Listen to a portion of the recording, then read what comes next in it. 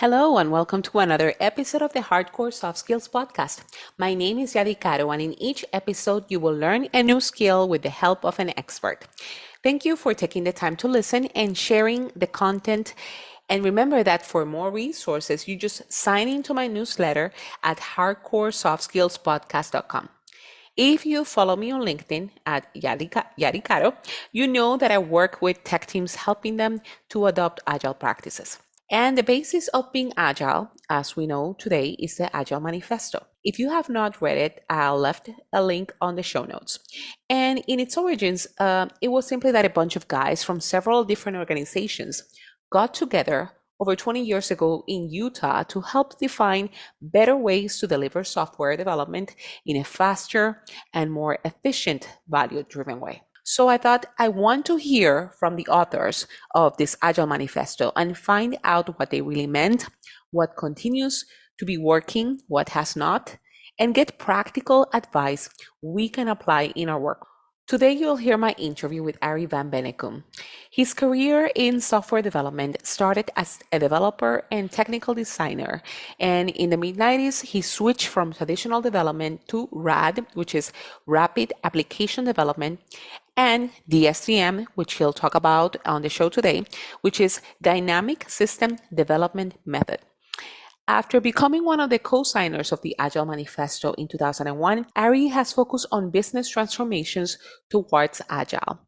You will learn today why he is agnostic about specific frameworks when it comes to methods, and what is the most important skill you need, and how can you work toward making critical changes today. Let's listen.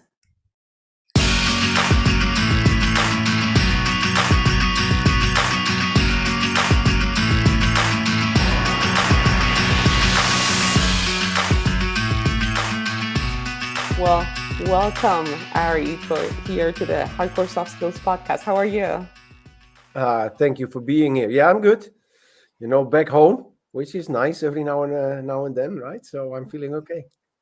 Wonderful. I really appreciate your time because it's great and it's such great to have you because I've always in the podcast kind of address a little bit about agility, and in each episode I know we focus on particular soft skills, but this topic is something very passionate about, and you who are one of the creators of the Agile Manifesto, it's such an honor to have you here in terms of understanding, because you will be the expert in terms of agility. In terms of that, could you tell us a little bit about, you were one of the people signing the Agile Manifesto. Could you tell us a little bit about that? How did that came about? Yeah, that's an interesting one. And it's also about, hardcore soft skills, I assume. I started working differently in 1994. I came out of a very waterfall project in a Dutch governmental agency, and it didn't work. And on top of that, after 7 months full-time work with 30 people, the project was just canceled. And my personal belief is that you shouldn't waste public money, right? It should be, you can do it into healthcare or education, defense industry, if you like, elderly care, but you need to make sure that the public money that you spend is well invested. And I thought it has to be done differently. The way that Waterfall project worked, I was a technical designer, somewhere in the middle of that whole process. Didn't work. So I started experimenting, and I started working with things like rapid application development in the beginning, but soon I started to experiment more because I wanted to get better results. And I became also very active in the community, the DSDM community. And the DSDM community was a community with an intellectual property that was based on rapid application development experiences. So I felt very connected. I could see the problems that they had, the solution that they had. I could feel very connected to it. I got very involved in the DSDM consortium. Today it's called the Agile Business Consortium. At the time it was the DSDM consortium. And what I did as a part of it, I started to work in the community to do things for the community. Traveled a lot to the UK where headquarters was. And it was February 2001, and I got a phone call, and it was, Arie, there is going to be a conference in Salt Lake City, and we are asked to send a representative on behalf of DSDM. Would you like to go? I said, yeah. So I went, and now we're coming to the hardcore soft skills. One of the things that I liked so much about that weekend is that we had 17 people in the room. Mhm. And one of the first things that we did, okay, so the first evening is like dinner, beers, wines, and the next morning at 7:30 we started. And what we did was, after introduction, is everybody is working in this room is working in a different way than the waterfall for obvious reasons, right? But what are your obvious reasons, and what is your focus? So my focus was the value drive. That was the most important one for me. How can I deliver value? But other people had more focus on quality or had more focus on efficiency. So we had those different things going around the room. And what I liked is, and John Kern, he had a beautiful, also an author of the Agile Manifesto, beautiful expression for it. He said, when we entered that room, we left our egos at the door. Hmm. And we started by explaining, okay, so you work differently. How do you work differently then? And we listened to understand. And I think that is, for me, the most important one. And what I see today is that a lot of people have to work on that skill to listen to understand instead of listening to criticize people. Yeah. So that's how I got there. And so you have all those people working in a different way, other than the waterfall, but everybody in their own way. We had 13 different ways of working represented in that session. Hmm. And then you start to find, okay, where do we connect? Let me do this. Hold on, because that's my doorbell. Right. Let me do this. And we try to find the overlap. And the first thing that we started is, okay, what is it that you try to achieve? And this is where the word agile comes from. And then we started working on the values. I don't know if you saw the manifesto, but then you have the 4 values, right? Mhm. And then afterwards, but that was by mail, we finalized the 12 principles of the STM, of the Agile Manifesto. Yeah. And that was very funny response, because of course you have tribes in Agile, and people like that more. I have always been an agnostic, right, from Hmm. the very early years, from way before 1994 already. But I was like 2 years ago, we had a lot of online sessions regarding 20 years manifesto, and Alistair Coburn said, Arie, after writing the manifesto, Alistair is also one of the authors of the manifesto. Mhm. Yeah. And he said, after writing the manifesto, I got hold of the DSDM and I saw the 9 principles of DSDM, and we should just put those on the website. That would have been Mhm. enough.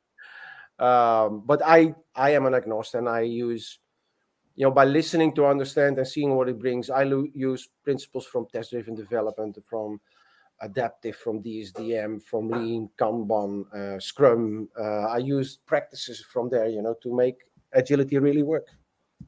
Yeah. Yeah. That's interesting in terms of I like the fact that you were agnostic, because a lot of the times when it comes to the implementation of an organization that says we're going to be agile, they kind of focus on which framework are we going to follow. Yeah. Um, and I want to hear what you mentioned earlier about experiments, because you were mentioning that Yeah. before you came about into Salt Lake City, you have tried different things.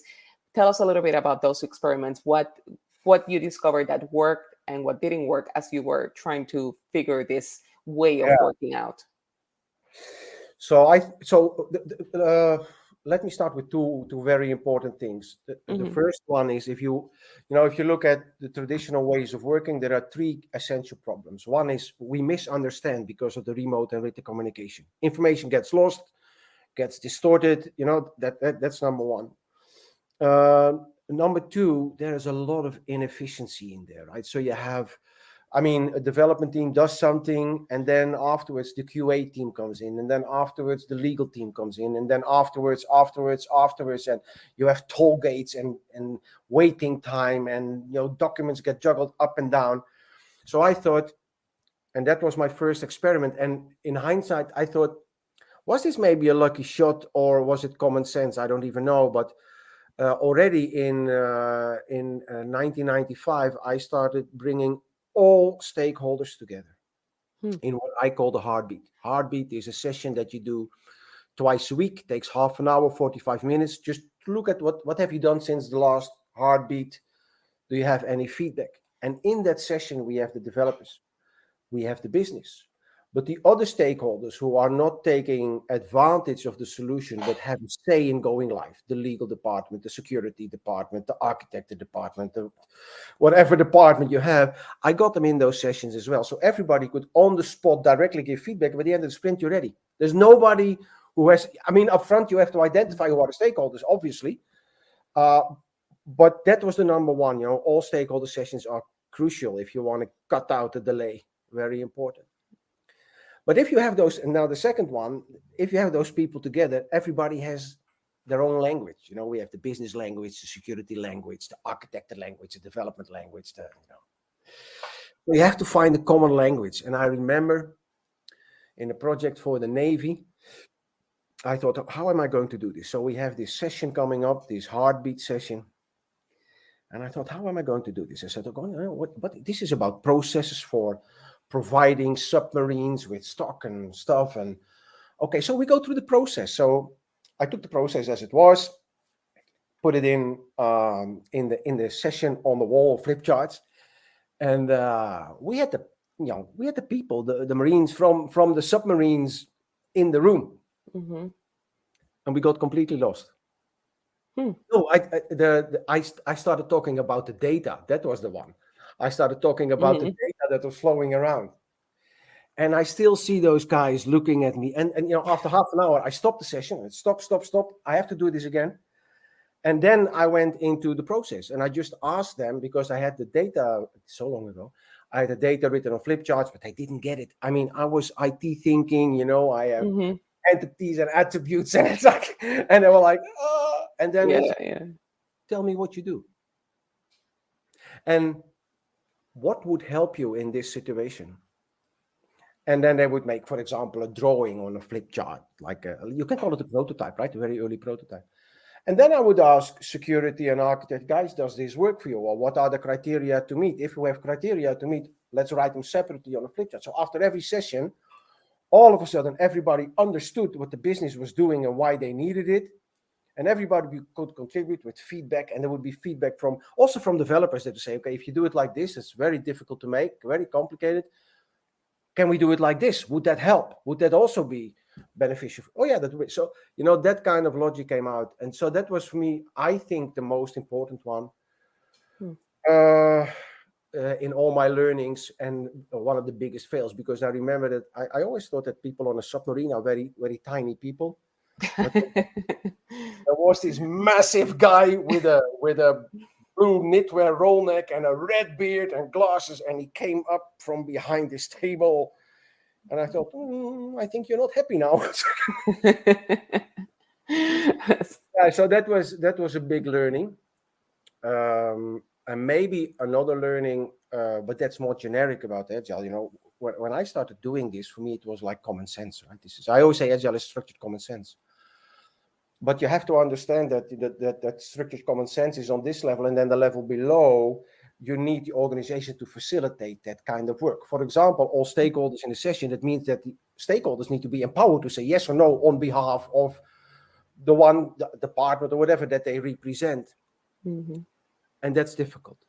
That's very difficult because people have been brought up, have been educated, have been raised. You get new as a junior into the company. There are the seniors. They will tell you what it is. If you have a brilliant idea, they will cut it down because, this is not how we do it here. And that transformation, what is for me common sense, is a difficult one. Still today, I was talking tomorrow about it. I had another call. And I literally got triggered into diving in. What is the big problem here? After that, I was at an organization struggling with projects all their life. I did 3 projects, happy client, in time, on budget, right? Very successful. And then the CIO came to me and he said, Arie, I know you're doing well with your projects, but we're not going to work like this because it's so complicated. And I thought, I put people at the table together and make drawings and, diverge, converge. It's not complicated. No, this is not complicated, but the level below. That's complicated. That surface of doing agile. You see, oh, we do sprints, yeah, and then we do a sprint for design, and we do a sprint for development, and we do a sprint for test, and we do, okay. So people copy the words, but that deep level, where you really understand what it is, that's a difficult one. And I also think that's why agile transformations are not easy. Let me put it mildly. Yeah. Big learning was that Yeah. one. What is common sense to me is not common sense to somebody else, right? Yes. Yes. And that's certainly one of the challenges that I've seen in terms of, particularly been working in military organizations, is the whole empowerment to be able to make decisions as well. How to address that? How, when it comes to people feeling empowered to make decisions, or at the bottom level, or at the mid level, what are some of the ways that that can be addressed to help an organization become successful, or a team become successful? Well, if I use a sports metaphor, you have to agree on the rules of the game before you start the game, right? Mm. And this is why this is one of the practices that I use from DSDM, the Agile Project Management Framework, is the foundations. And foundations is focusing on, okay, what is the value? What kind of requirements do you need to achieve that value? But also it is about getting identified all the stakeholders and how to collaborate. I have to admit that maybe the easiest organization to do agile is the military, Mm. because I remember that project from the Navy. Um, um, his rank was captain on sea, which means basically you're the boss of a boat, right? That's basically what it is. And in the preparation, in that foundations, I said to him, listen, I want the people to talk, to explain, and it's not about what you think, but it's about what they need. And they are the ones to know. They know the best what they need to do their job in a proper way. He said, yeah, okay. Mm. So in the workshop, that heartbeat, and in the foundations, you have longer heartbeats to identify, prioritize, and estimate your requirements. I said, I want the people to speak freely. So I really want to set that scene before we go in. I said, can we do this? And his name was Cas. I never forget his first name. He said, yes, Arie, I can do that. So we get into people in uniform. And we get into that room. And Cas stood up. He said, ladies and gentlemen, I want you to say, this is for the solution that we need on board when we're out in the ocean. And today in this workshop, we are all equal. And I got back, yes, sir. Yes, sir. And it worked. I mean, it was brilliant. What you see, especially in commercial organizations, is that people have been creating a path for their own career, and they are afraid to lose their position. So they want to keep their position. So they will continuously overrule people. Mhm. And not acknowledge them in the authority that they have. And I always say to managers when I do an agile delivery, listen, you don't understand their business. You understand your business, but what they do, what they need under their fingertips is up to them, not to you. And I want you to understand this. So if they say this is the requirement, and of course in the heartbeat you have interview techniques that identify the priority and the value. But if they say this is what it is, that's what it is. Don't overrule them, right? You have to set that scene. That is a very important one. And in the military, it was great. Mm-hmm. Yeah. Yeah, it was great. That's true. Yeah. And I always say, if you look at the metaphor of a self-organizing team, and people might correct me on it, but what I feel, if you look at the special forces teams, right? Mm-hmm. Everybody, they don't have the same profile. They have a lot of things that they share, but they all also have their specialisms, right? And they train and they go in and they agreed on their our collaboration, how do we work? But Mm-hmm. things happen. And then as a team, you finish the job. And when things happen and somebody can't do it, somebody else will step in and do it. And that's, for me, the very agile. As long as you keep your eyes on that end goal, that value that you want to create, Mm-hmm. that's where you go. So That's great. And great that you mentioned in terms of the emphasizing the delivery and value aspect. And also you've addressed there the approach of from the top level when it comes to agile transformation in an organization. Will you see that the most effective ones start as a top level approach, like the leadership mentioning, hey, we're going to do this, and everybody kind of um, adopting that? Or do you think grassroots efforts would work? Yeah, honestly, let's look at the practical side. What we see in organizations, and I mean, we are now 22 and a half years after writing the manifesto, right? So things have happened. Mm. In most organizations, in the teams, you see that people, they go to conferences, they hear from colleagues or from competitors even, and they start Mhm. to experiment with little bits and pieces of agile, and that's what it is. Mhm.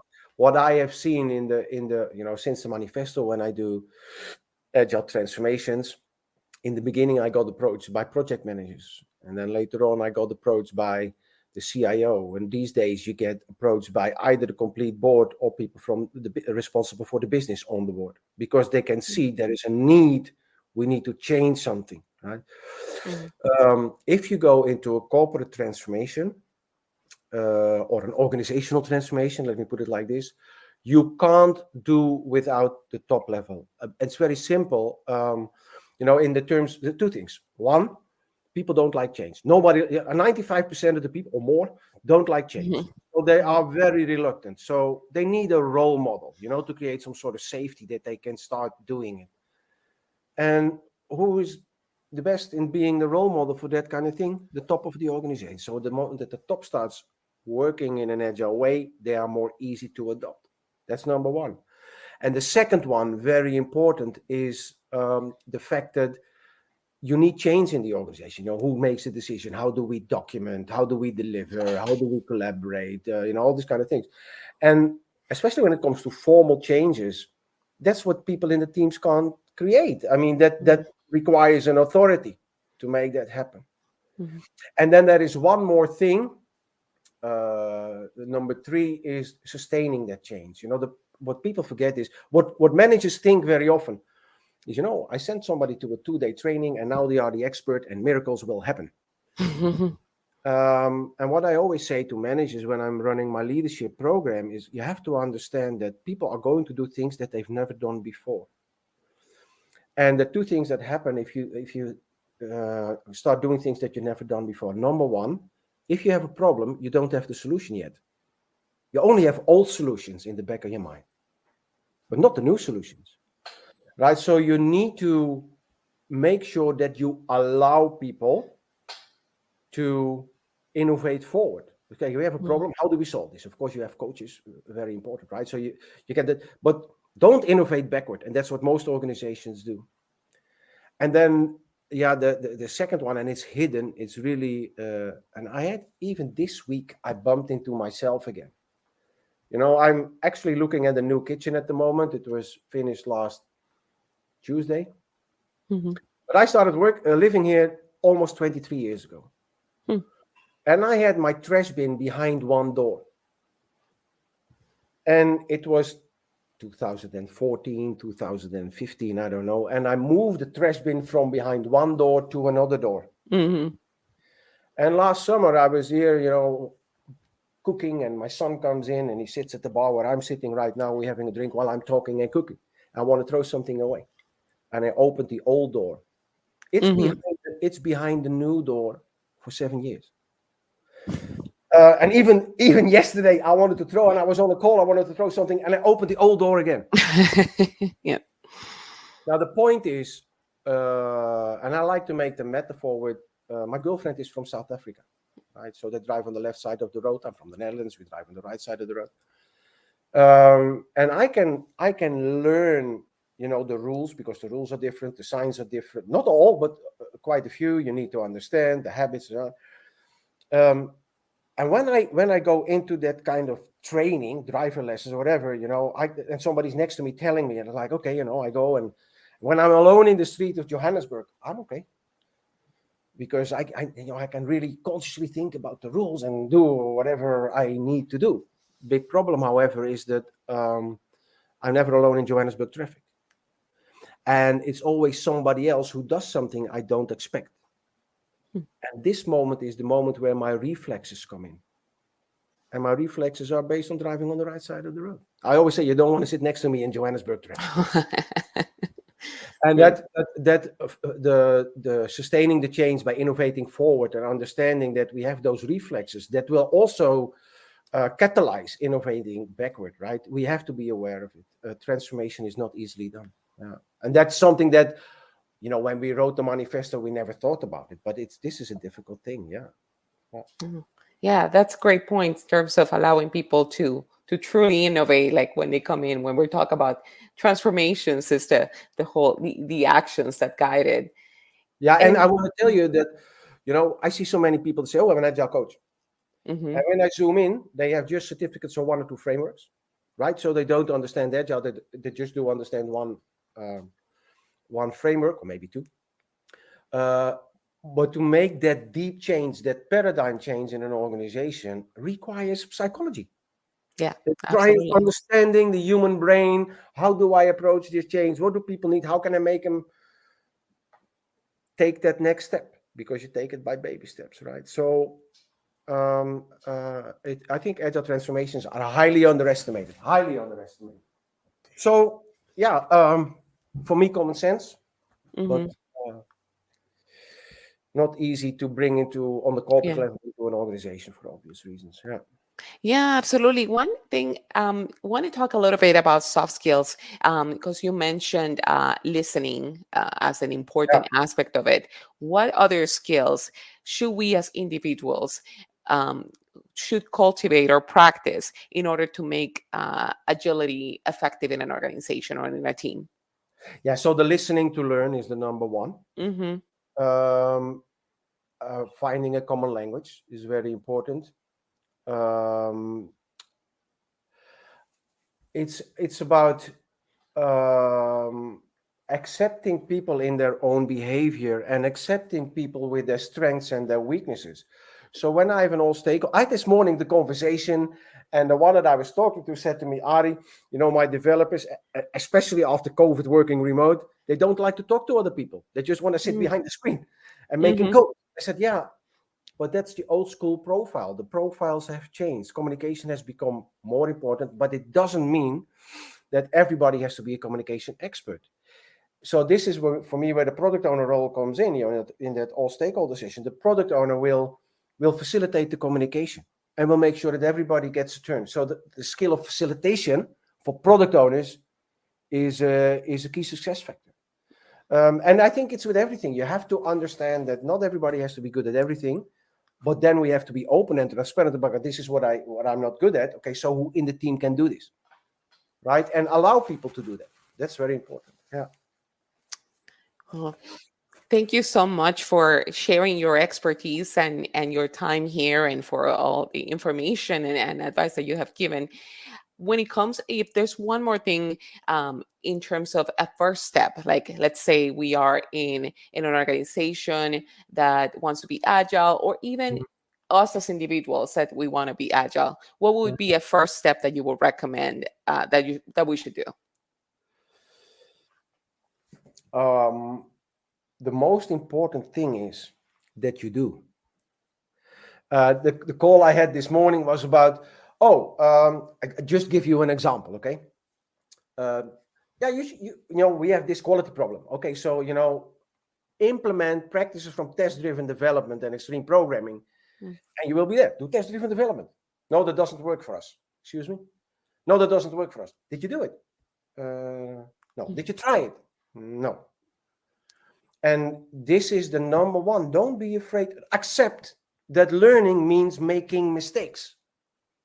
And that's on the people level. You need to that when things go wrong, it doesn't mean that you don't get a salary raise or anything like this. And the top has to understand that people are in a learning curve, and Mhm. they need to be allowed to be in a learning curve. And I think and I don't like, oh yes, I made a mistake, I'm so happy. No, that's bullshit bingo. You don't like Mhm. making mistakes, but we make mistakes and you should learn from it. Mhm. And that is the number one. Start doing it. Start doing it. And it's such a habit of people. You don't want to know how many times I heard in the past, what are we, almost 30 years that I do this. Oh, that's a great idea, but it doesn't work for us. Mhm. And then did you do it? No. Okay, come on, get serious. How do we cook? We cook a recipe by doing it for the first time. Yeah. And when it goes wrong, we say, okay, what went wrong? How can I improve this one? Yeah. Right? I mean, it's so simple, but that's obviously in the psychology of men and women, everybody, Mhm. is a difficult one. And you have to create that safe environment where people can do this. And it's from both ways. Because we always talk about, oh, you know the management. Of course, the management, yeah. But what do you think about people in the teams? Sometimes they almost kill each other, right? So we have to allow people to experiment. It requires strong people in the role of Scrum Master or Agile Delivery Manager or Agile Coach or whatever role they have, helping the team forward. It's not an easy job. Mhm. You have to be persistent, right? It's not that, we want to lose weight. So we have a diet for breakfast and lunch, but for dinner we can have anything we like, and in the evening we can eat candy and cake and no, you have to be disciplined. This is how we do it. This is where the collaboration agreement comes in again. And Mhm. stick to it. And don't be afraid to stick to it because you're in a learning process. Accept it. That's great advice. Thank you so much again, Arie. And what's the best way for people to contact you or if they want to know more about your work? Or they can go to my website, but arievanbenekum.com, but it needs heavily updated. I'm working on it at the moment. LinkedIn is the easiest way. And when you are connected to me on LinkedIn and in the direct message, you ask me a question. Hey, Arie, how do you do this? 9 out of 10, within a couple of hours, you have an answer. And I have the tendency when the answer is too long, I just say, okay, send me a Zoom link and we have a short call or a WhatsApp call or whatever. Yeah. Great. Thank you so much. My pleasure. All my pleasure. I wish you success with next episodes, and I hope to get some feedback from your audience.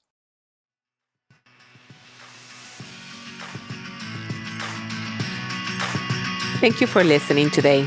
Before you leave, make sure you go to my website, hardcoresoftskillspodcast.com, and sign up for my weekly newsletter. Then go to the review tab and leave a review. It is the way to ensure this podcast is discovered by others. Remember that by learning soft skills, you make your hard skills work for you. See you next time.